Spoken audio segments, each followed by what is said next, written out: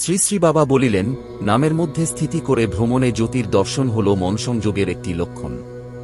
যেমন রাস্তার পাশে মাইলস্টোন থাকে, ঠিক তেমনি সাধনার পথেও কিছু দূর অন্তর এক একটি নিদর্শন দেখা যায়।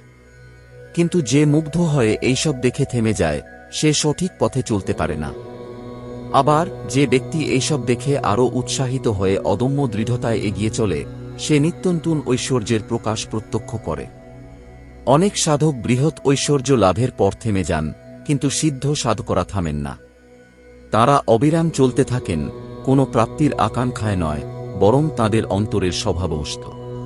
তাঁরা ঐশ্বর্যের সীমানা ছাড়িয়ে অমৃতময় রসসাগরের তরঙ্গের পর তরঙ্গ যুগ যুগ ধরে গ্রহণ করেন।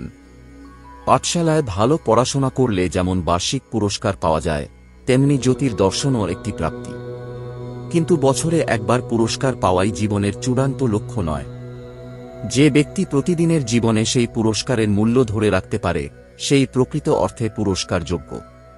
তেমনি প্রতিদিন প্রতিটি মুহূর্তে সেই পরমজ্যোতি উন্মিলিত বা মুদ্রিত চক্ষে দর্শন করার যোগ্যতা অর্জনই হল প্রকৃত সিদ্ধি। আজ জপের সময় যে জ্যোতির দর্শন পেয়েছ, সেটি ইঙ্গিত করে যে তুমি সেই যোগ্যতা অর্জনের পথে আছো। তোমার নামনিষ্ঠার মাধ্যমেই এই যোগ্যতা ক্রমশ বৃদ্ধি পাবে। নামে লাগিয়ে রাখো মন প্রাণ, আপনি জাগ্রত হবে দীপ্তভৌম জ্ঞান।